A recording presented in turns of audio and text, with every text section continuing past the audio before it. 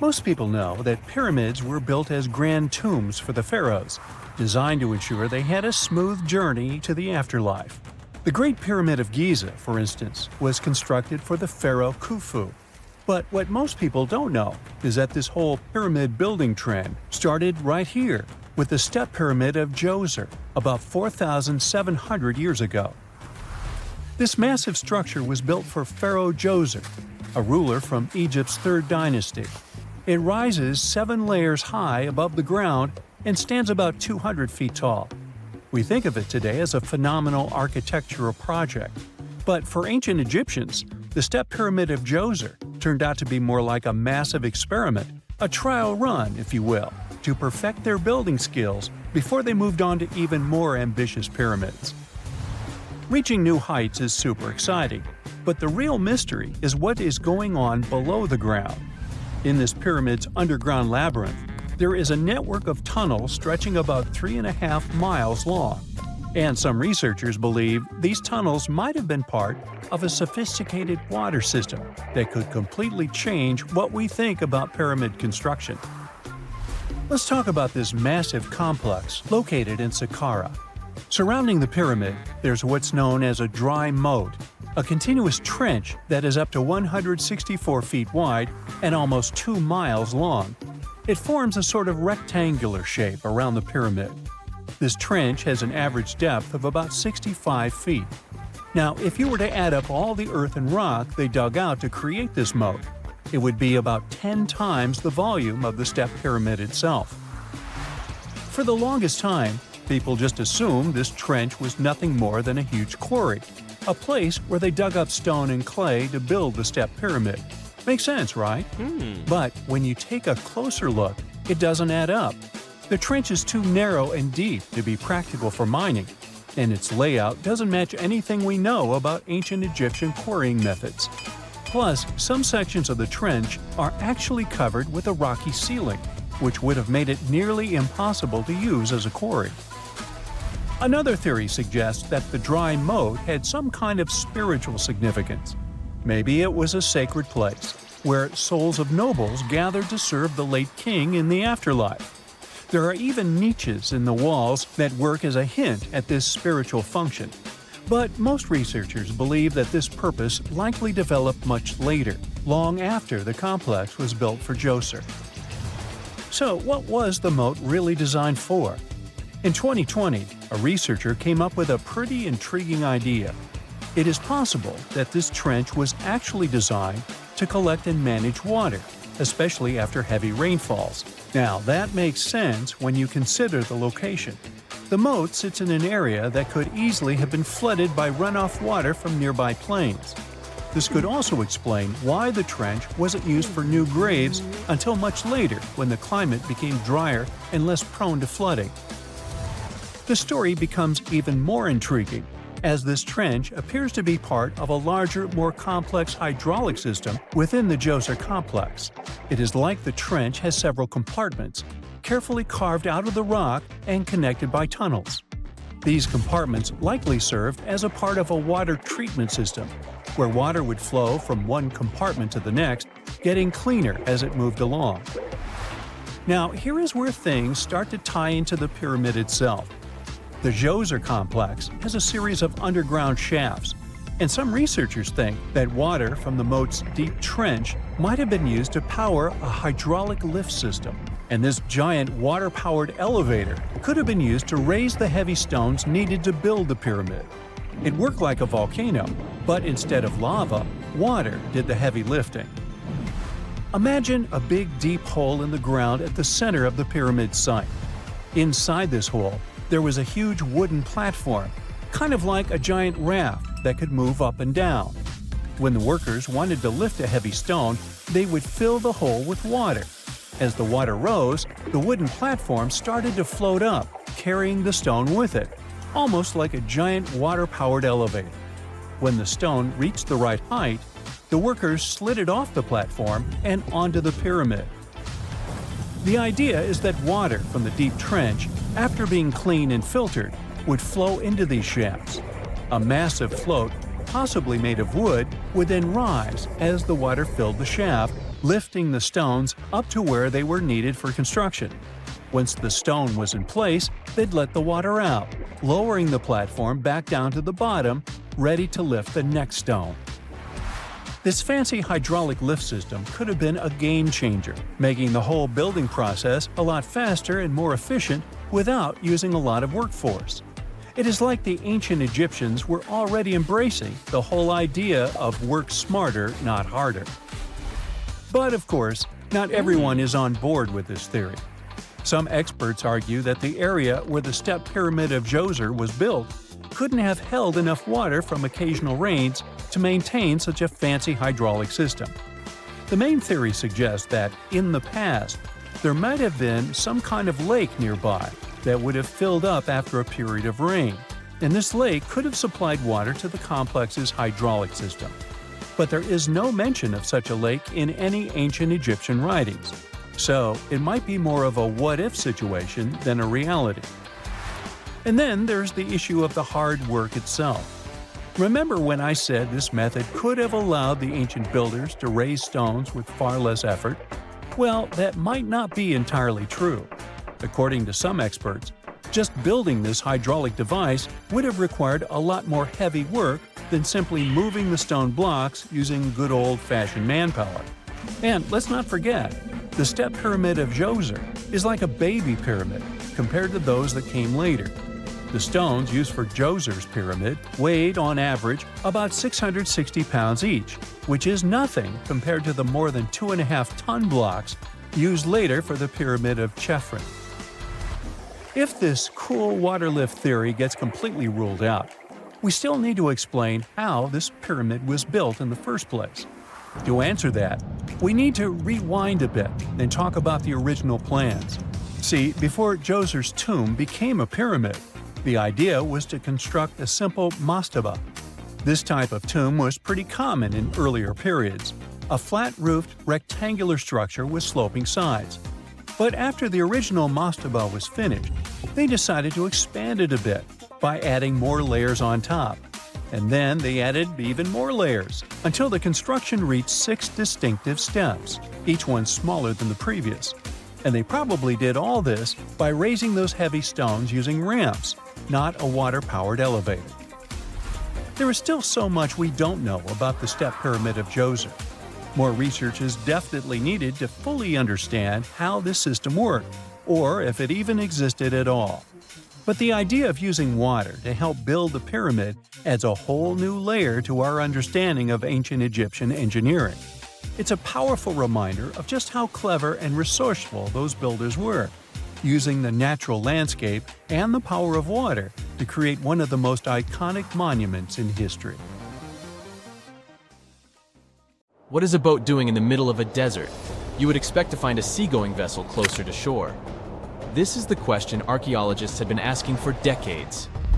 In 1988, there was a storm near one of the most important archaeological sites in ancient Egypt. A wooden structure emerged from the sand. It was hollowed out by termites. Scientists were determined to solve its mystery.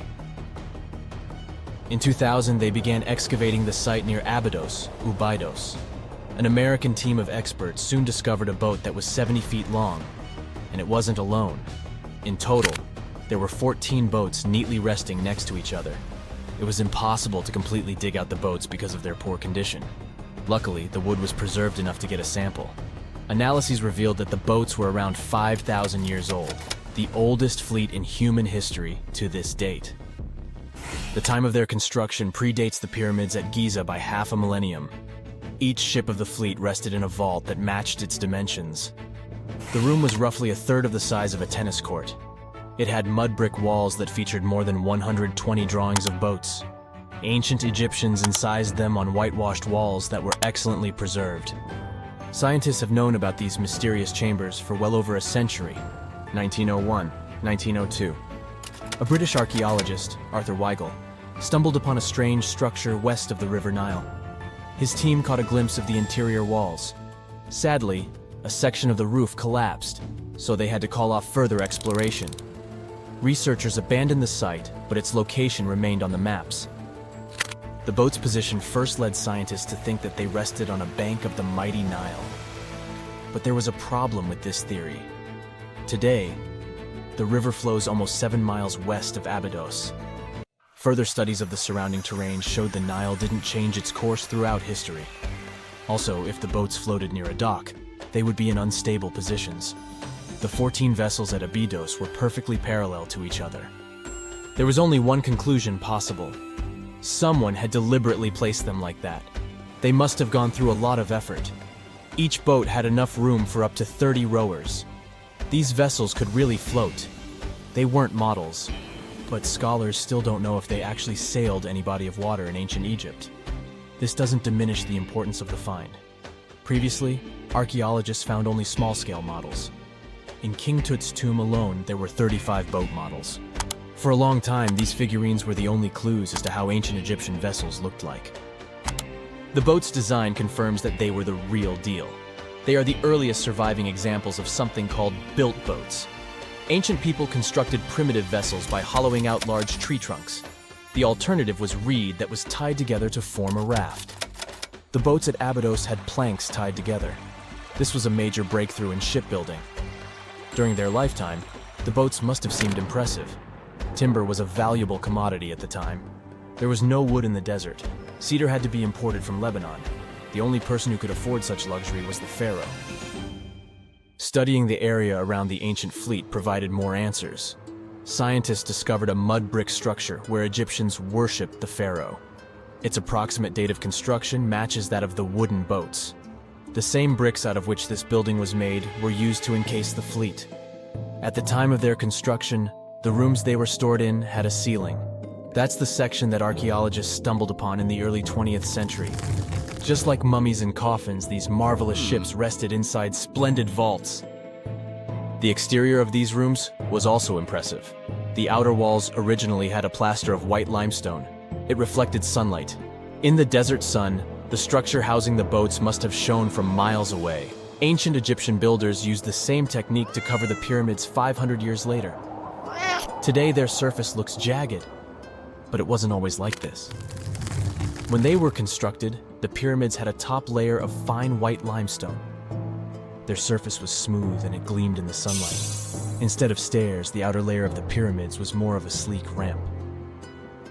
Archaeologists were left with one final question. Which pharaoh owned the fleet? The answer lay just a mile from the site. This is where the tomb of a pharaoh from the 5th dynasty rested, King Senwosret III. Its time and style of construction matched the ones of the chambers with boats. The very end of his rule might explain how the boats ended up in the middle of the desert. The pharaoh probably passed away in northern Egypt. Then his body was transported down the Nile to Abydos in a marvelous procession of decorated boats. The vessels were later lowered to chambers near the final resting place of their owner. This had a symbolic meaning. In the ancient Egyptians' belief system, ships played a key role.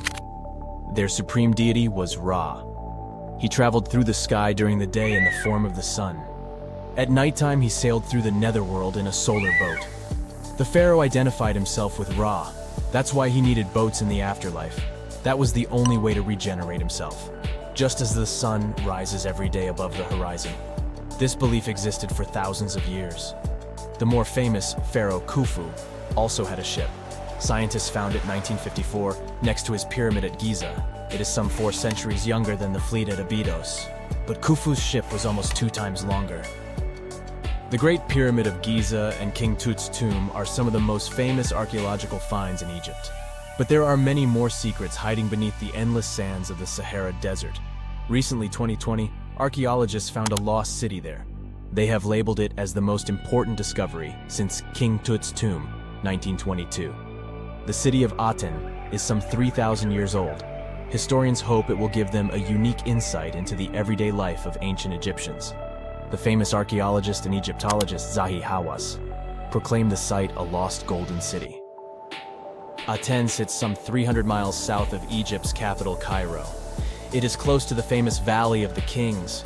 Archaeologists first found sections of mud brick walls that spread out in all directions.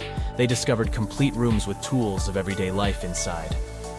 The research team unearthed a bakery, a residential neighborhood, and an administrative district. They all date back to the time when the Egyptian civilization was the wealthiest in its long history. They were also the first to make objects from iron. In 1911, scientists found a set of iron beads near a village in Lower Egypt, El Girza. These are the earliest known iron artifacts. The discovery is literally out of this world. Ancient people made them by beating into shape a piece of a meteorite. The 9 beads were once part of an ornate necklace. They are now blackened and corroded, which is perfectly normal for a piece of jewelry that is over 5,000 years old. They consist of an iron-nickel alloy. Researchers were impressed by the skill of ancient jewelers who processed the beads. Their craftsmanship is more impressive when you think that they didn't know the stellar origins of the material. The Great Pyramid of Giza also has a remarkable feature. An international research group investigated the electromagnetic response of the structure to radio waves. They found that the pyramid has the ability to concentrate electromagnetic energy inside it. This occurred inside its chambers as well as under the pyramid's base. It contains an underground, unfinished chamber. It seems that the electromagnetic response is connected with the properties of limestone, the Great Pyramid's main building material. The research results might have a practical application. The way solar cells and nanosensors function could be improved by this remarkable find. X-rays are a type of invisible radiation that can pass through our bodies and objects. They're very important in the field of medicine because they allow doctors to see inside our bodies without having to perform surgery. Now, let's dive into how X-rays work. They're a kind of electromagnetic radiation, just like light or radio waves.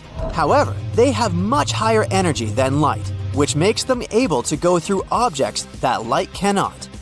Imagine you have a powerful flashlight. If you try to shine it through a wall, the light won't go through because the wall is too thick. But these rays have enough energy to go through walls and even our bodies. The discovery of X-rays happened by accident in the late 19th century. A scientist was experimenting with cathode rays, which are a type of radiation. He was working in his lab and noticed that a nearby fluorescent screen started to glow, even though it was not directly exposed to the cathode rays. He realized that something invisible was causing the fluorescence, and he named it X-ray, because X is the mathematical symbol for something unknown. He continued experimenting with such rays and discovered that they could pass through many objects, like flesh and bones, but not through denser materials like metal. He also found that X-rays could create images on photographic plates, just like a camera takes pictures. The way this works is quite fascinating. Imagine you're standing in front of a bright light and you hold your hand in front of your face. Your hand blocks the light and you can't see through it. But if you place a sheet of tissue paper in front of your hand, some light will pass through, and you'll be able to see the outline of your hand. X-rays work in a similar way. When a doctor wants to take an X-ray of a part of your body, they will ask you to stand or lie down next to a machine.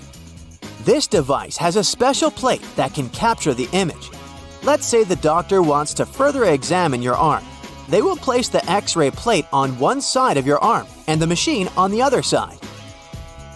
Then, the machine will produce a controlled burst of X-rays that pass through your arm. Remember how we talked about the tissue paper allowing some light to pass through?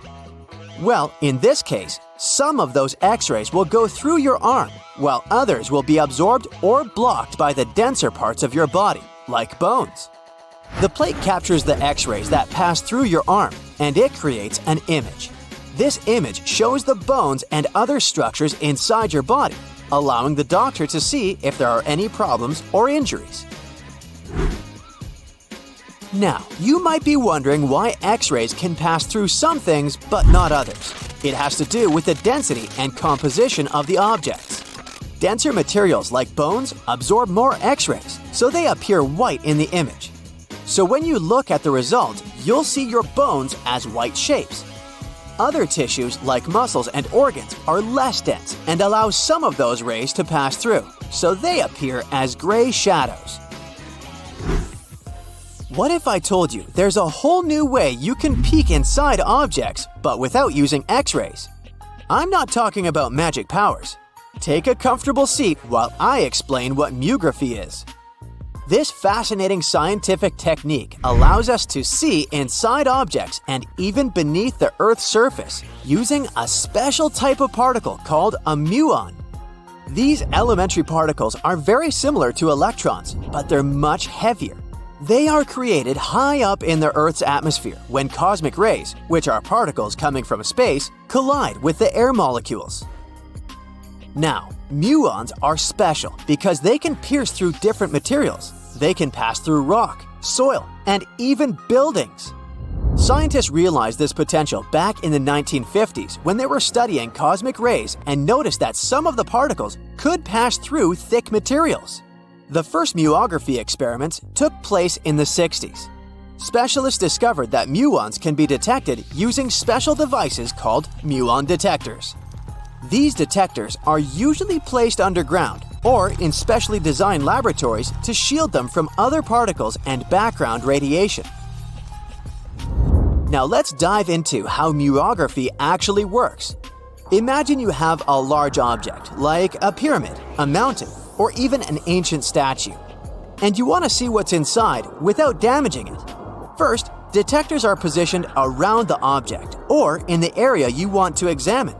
These detectors are sensitive to muons and can track their paths. When such a particle passes through a detector, it leaves a trace, like footprints in the sand. By collecting data from multiple detectors, scientists can reconstruct the paths. Here's where things get really cool. The Earth's atmosphere acts like a natural filter for muons. It turns out that the more massive an object is, the more particles it will block. So, if you have a large, dense object like a mountain, fewer muons will pass through it compared to a smaller, less dense object, like an empty box. This difference in the number of particles that reach the detectors can give us clues about what's inside the objects. Scientists use computer algorithms and mathematical techniques to analyze the data and create images. These images represent the density distribution of the object being studied. It's like creating a map that shows where the densest areas are and where there's gaps inside the object. The concept of muography is similar to using shadows to understand the shape and size of an object.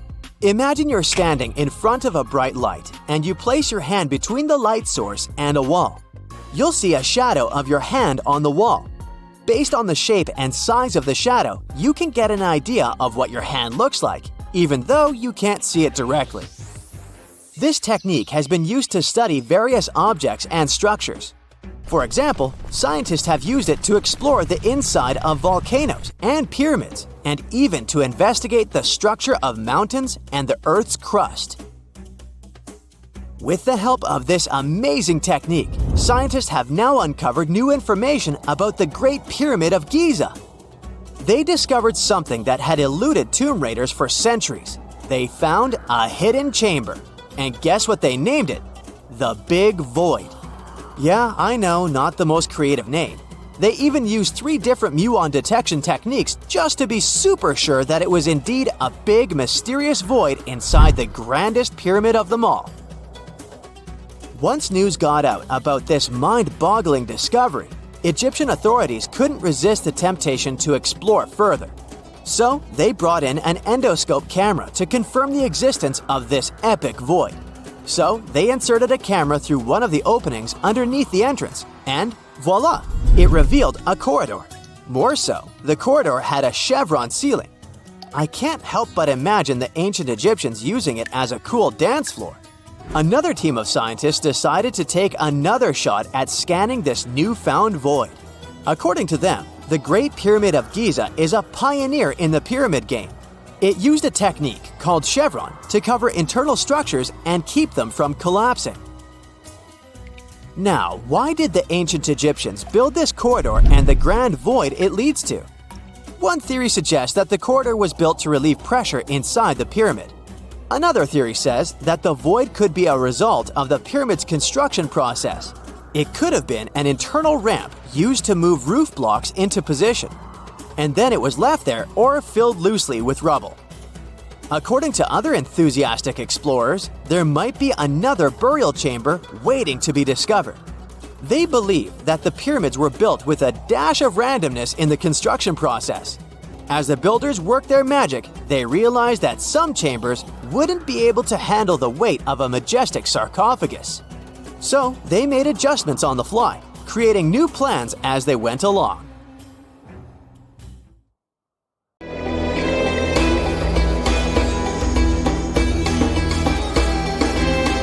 The Great Pyramid was created as the final resting place of ancient Egyptian monarch Khufu. According to legend, French leader Napoleon entered the Great Pyramid and came back out looking shaken and super pale. He never revealed what he saw inside, but whatever it was is said to have affected him for the rest of his life. When Napoleon entered the pyramid, he would have walked through a super tight and ascending passageway. He'd then go through another passageway known as the Great Chamber. This corridor would have been much taller than the previous one and would have cobbles too.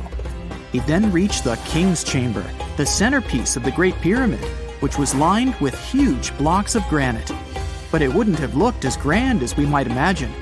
There are no hieroglyphics decorating its walls, as Egyptians only began decorating the burial chambers of pyramids much later on.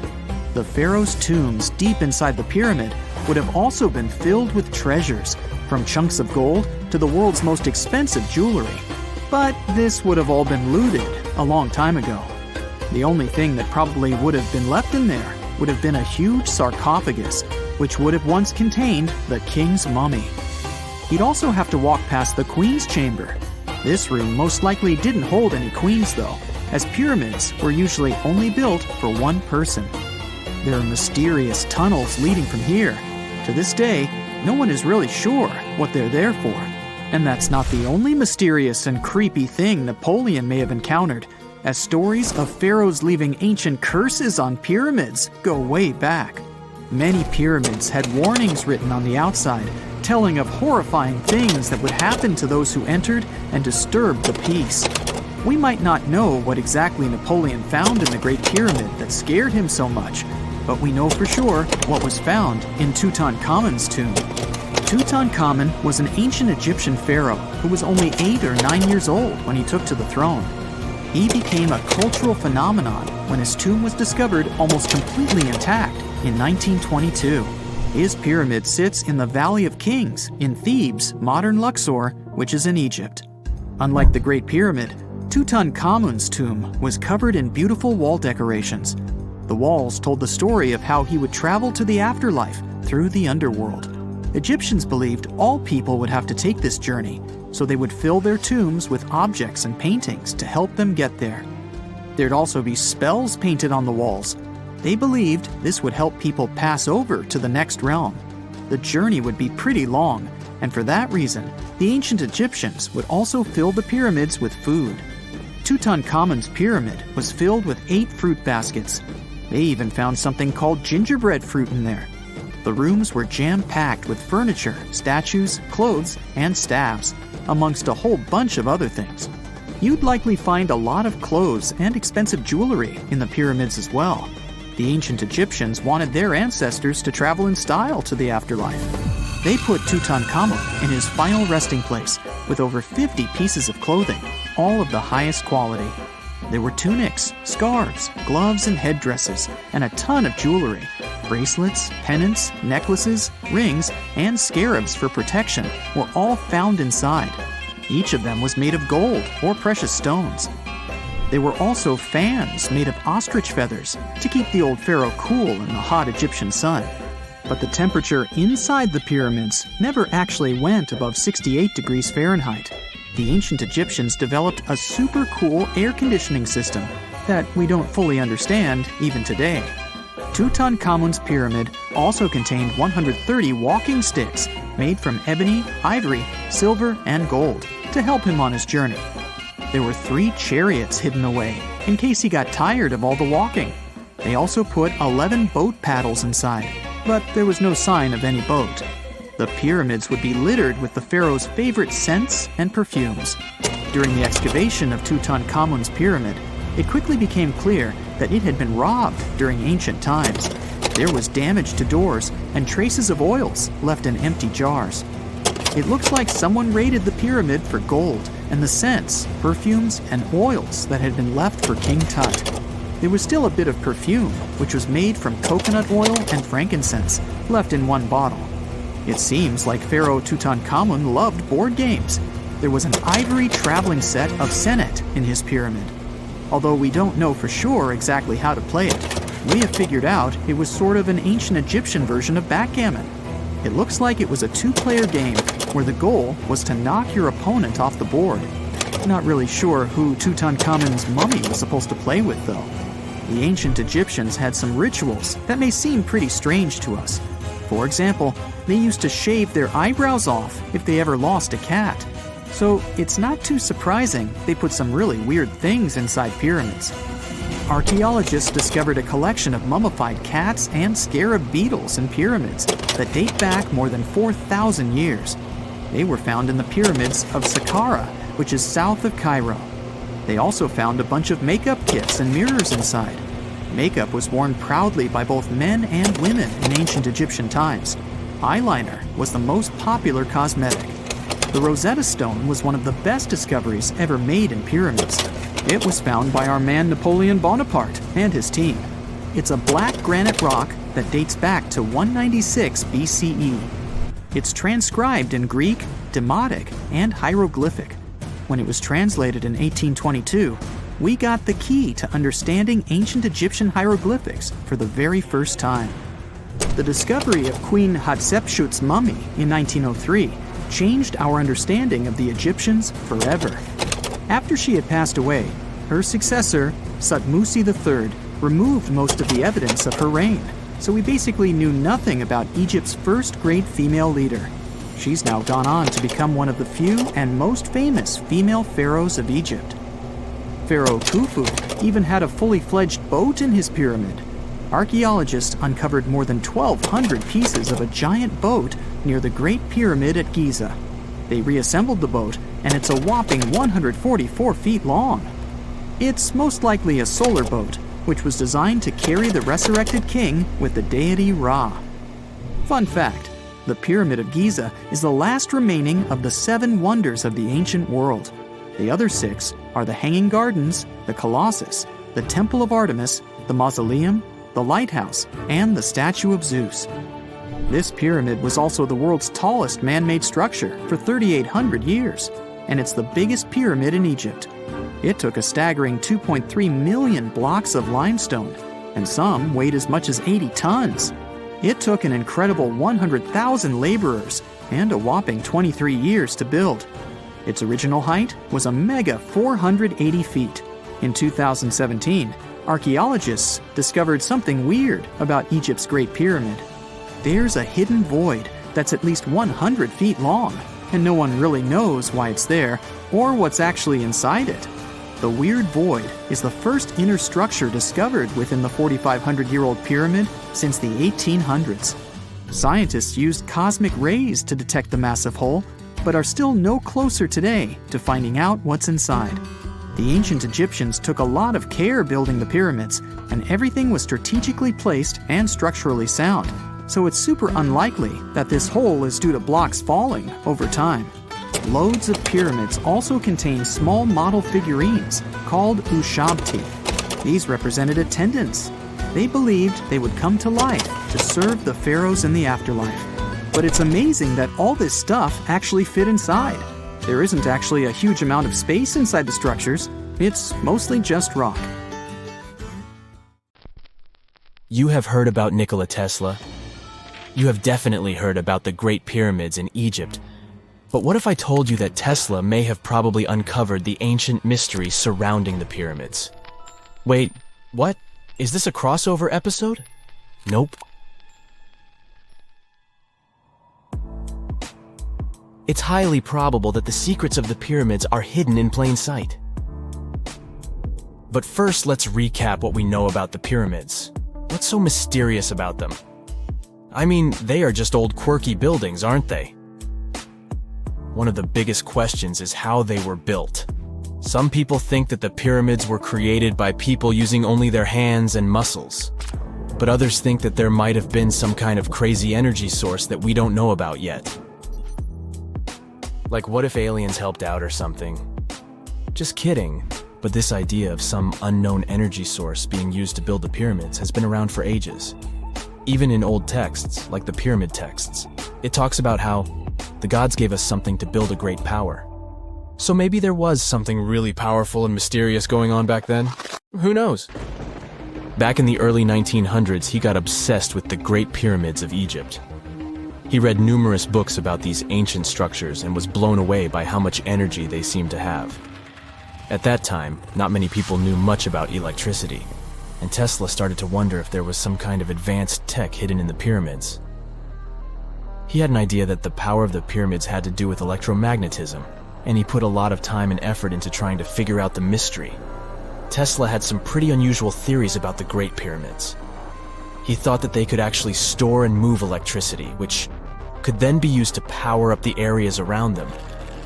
He also had this theory that the pyramids were built using some kind of crystal energy.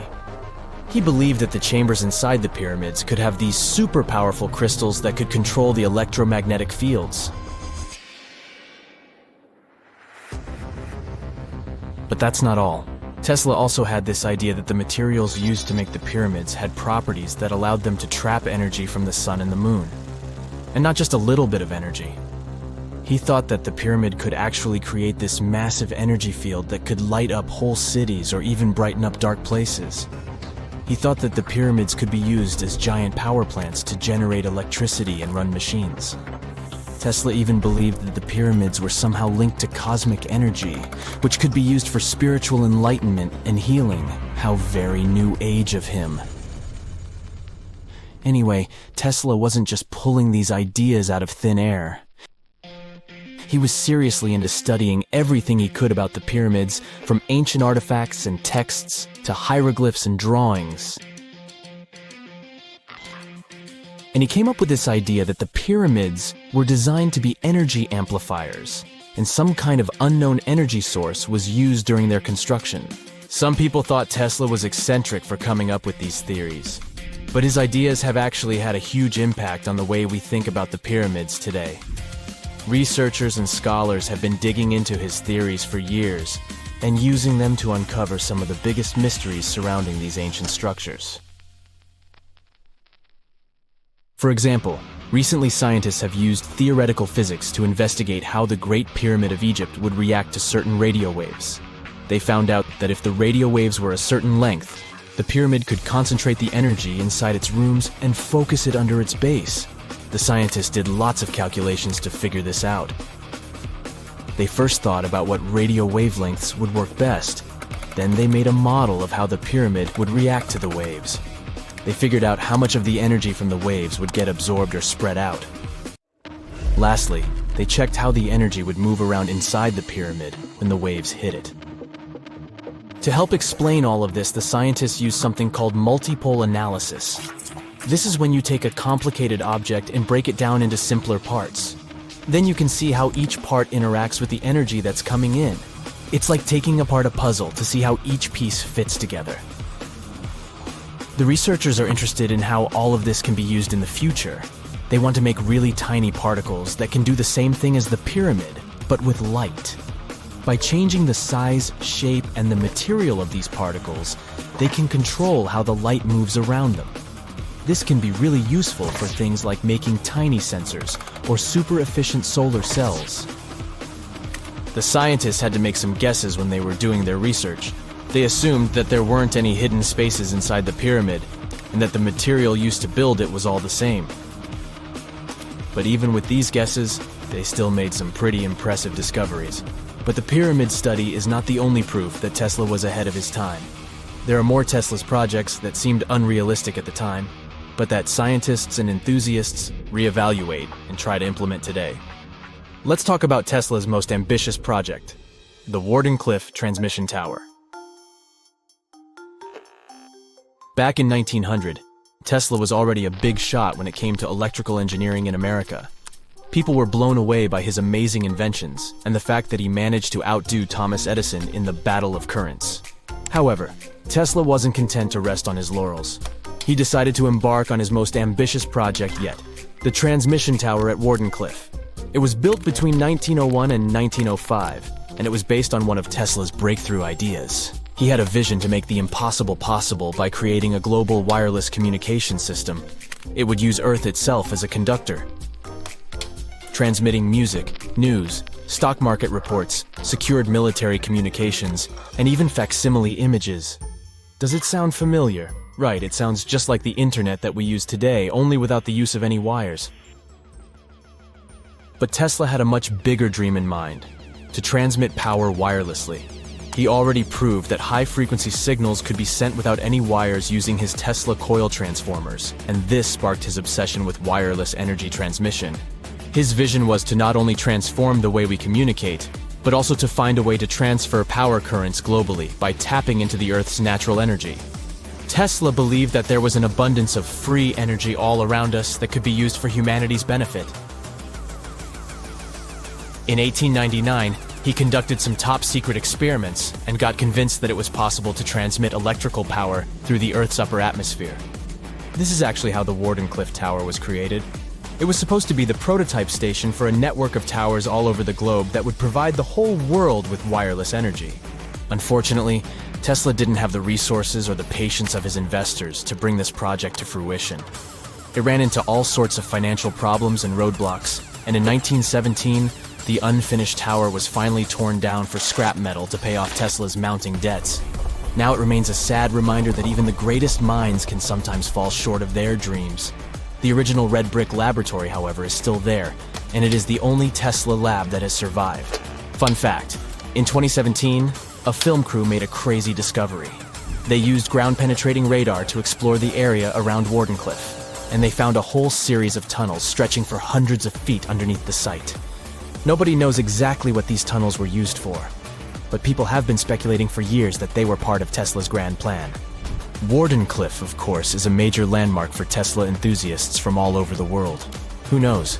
Maybe someone will finally crack the mystery of the tunnels one day.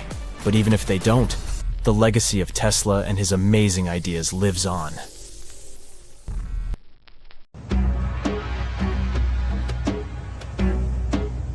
This is not a dune set. This is a very real desert in Niger. Jado was probably built by the nomadic Sao people and is filled with ksars, which are fortified houses made of salt and clay, with giant walls and secret passages. Located deep in the desert, it was once a vital stop for trans-Saharan caravans, but is now a hotspot for smugglers and bandits. The site has been off-limits since 2002 due to its dangers. The origin of the ksars remain a mystery. No archaeological studies have been conducted, leaving many questions unanswered. Even today, shifting sands reveal and conceal parts of these ancient ruins, fueling local speculation about what might still be hidden beneath the desert. Speaking of connective tunnels, scientists were blown away by the discovery of lava tubes in Saudi Arabia. These underground passages form when molten lava cools down. Researchers believe that ancient nomadic groups may have utilized these tunnels to survive the super harsh desert climates. While excavating the tunnels, archaeologists uncovered artifacts, rock art, and skeletal remains. The art and animal bones show that the people who used the tunnels were probably sheep and goat herders. They're still piecing together whether these groups lived in the tunnels for extended periods or just used them as temporary shelters. The Great Pyramid of Giza has been standing for thousands of years, but it's still hiding secrets. Using special scanning technology, scientists found two hidden structures under an ancient burial ground. The first is a shallow L-shaped structure, and below it is a much larger space that could be a final resting place or a chamber. The smaller structure was filled with sand on purpose, while the deeper one might be an empty chamber. Experts believe the two are connected, possibly as an entrance leading to a secret chamber. This is big news because it might give us some more insight into who built the pyramids and why. The world is full of ancient writing, but some messages refuse to give up their secrets, like the mystery of the Bash Plemi tablet. This unusual stone, pulled from a lake in Georgia, is covered in symbols no one can read. Even with modern technology, experts are completely stumped. The tablet is about the size of a book, with 60 symbols carefully carved into its surface, but 39 of them don't match any known language. Some resemble scripts from ancient civilizations in the Middle East, India, and Egypt, but none are an exact match.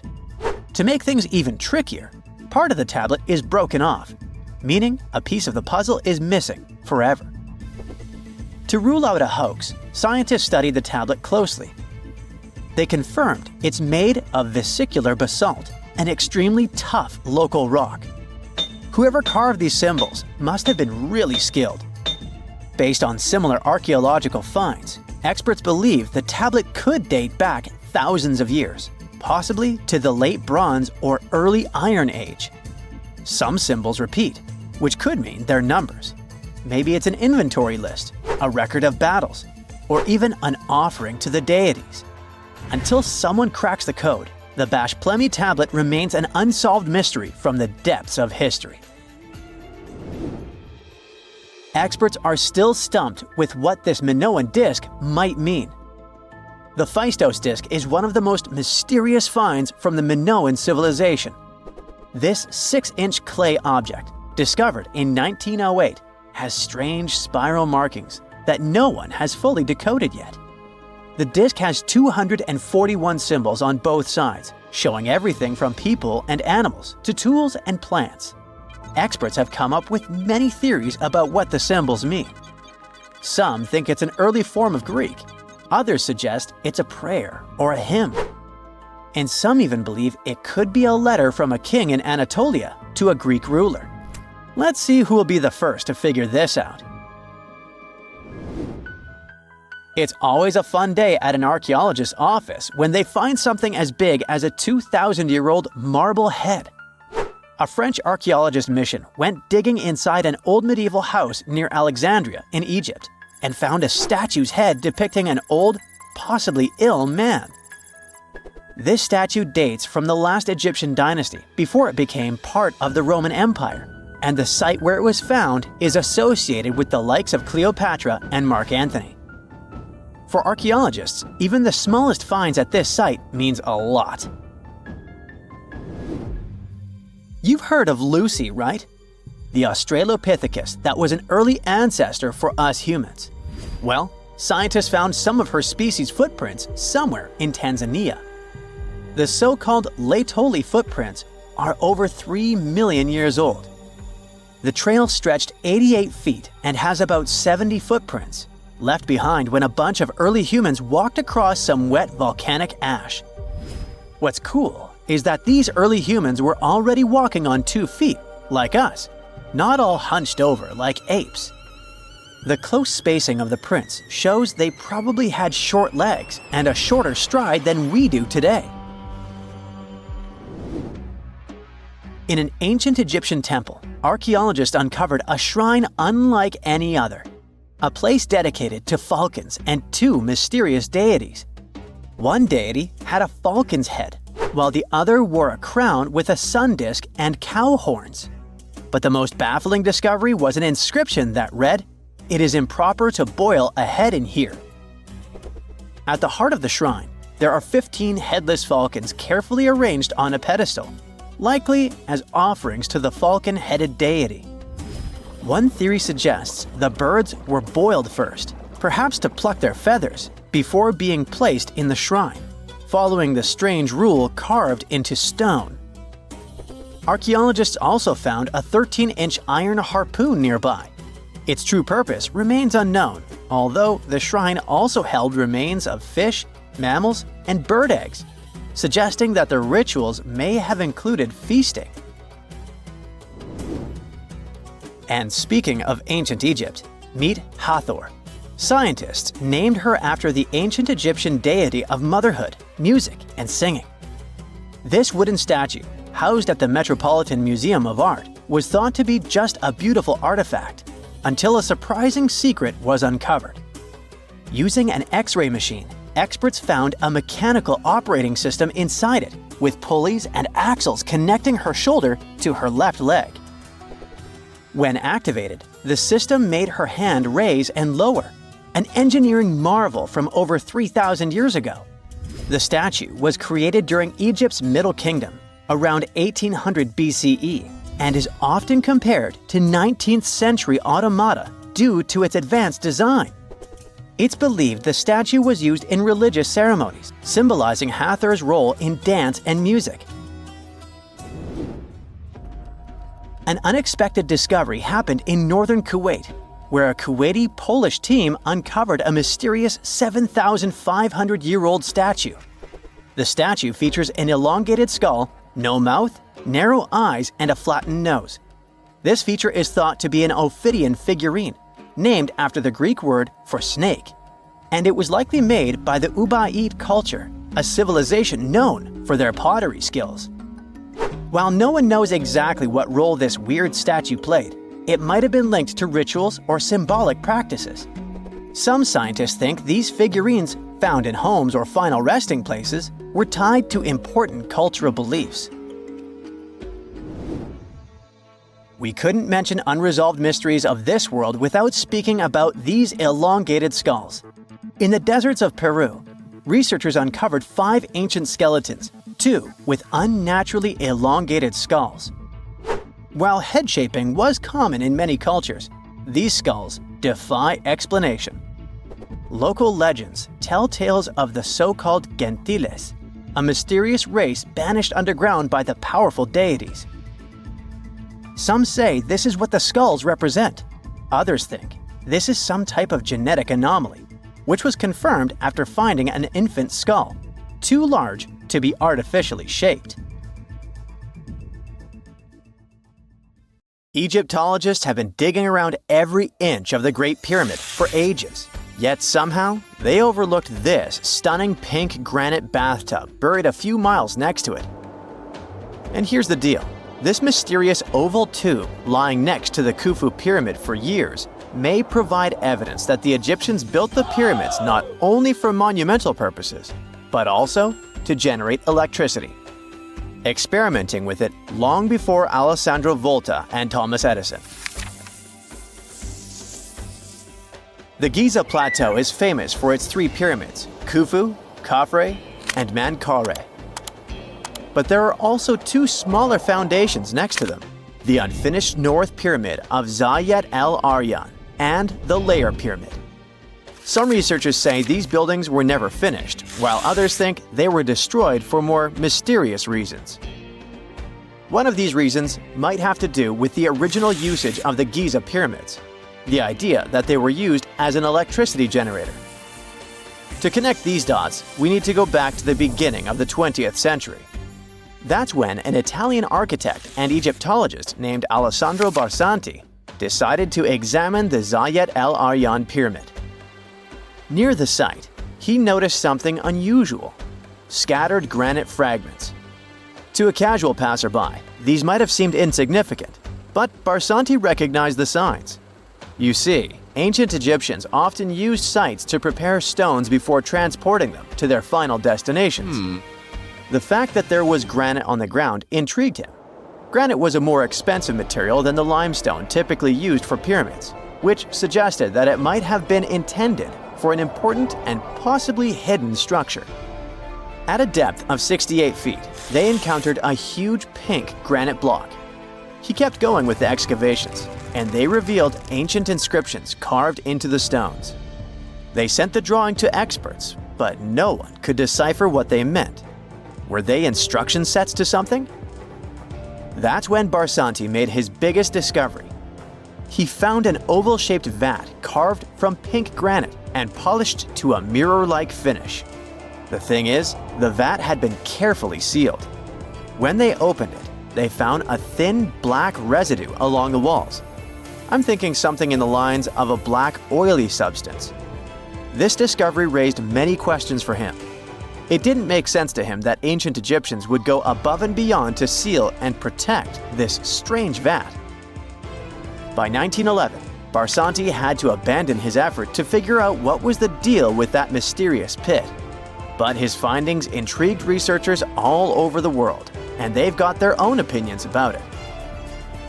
One of these modern theories suggests that the other pyramids could have been used as a part of a bigger whole. It suggests that the Khufu pyramid was actually used as a water pump designed to irrigate the desert area. Apparently, the pyramid's internal chambers would function as a hydraulic system. In the 1990s, an engineer took this theory seriously and studied the pyramid's subterranean chamber. Surprisingly, he found actual signs of water damage. Apparently, the pyramid generated powerful compression waves, aka pulses, that could create electricity. This raised an important question. Could the ancient Egyptians have used the pyramids as a generator in order to produce electricity? On paper, that was proven to be possible, but hey, agreeing on the original use of the pyramids is probably one of the most difficult things in the world. So, we're still not 100% sure about this. Apart from that, Egypt is a playground for important discoveries regarding humanity's past. I mean, scientists have just discovered what looks like a cosmic command center, similar to that room from the Doctor Strange movies. They discovered an L-shaped astronomical observatory, measuring around 9,000 square feet, dating back to the 6th century BCE. Definitely the first and largest of its kind from that era. The mud brick structure housed tools used for calculating dates related to ancient Egyptian rites, royal coronations, and agricultural plans. This observatory is located in the archaeological site known as the Temple of Phuto, just 50 miles east of Alexandria. It's pretty impressive. The structure was designed so that you'd get inside the room through an east-facing entrance. This way, you'd get to see the sunrise. Once inside, you'd find a pretty huge shadow clock, used to tell time by tracking the movement of shadows inside the room. This variant of a sundial clock was nearly 16 feet long. That was quite an exciting discovery. Another interesting one was that scientists and Egyptologists have discovered the first ever pregnant mummy. Now, even if we know quite a lot about mummification processes, we keep making discoveries that open new doors into the lives of ancient Egyptians. It took so long for someone to find out this mummy was expecting at the time she was embalmed because she was placed in a male's coffin. More specifically, a male priest. Historians say that during the 19th century, a lot of traders mixed coffins up in order to sell them. Yes, that means they opened them and switched mummies to please their buyers. It was a complete surprise because they were hoping to study more about ancient health issues when they opened this coffin up. But they had another special research on their hands: prenatal practices in ancient Egypt. This mummified woman who lived about 2,000 years ago was from 20 to 30 years old when she passed away. She was found in Thebes, and her remains were incredibly well preserved.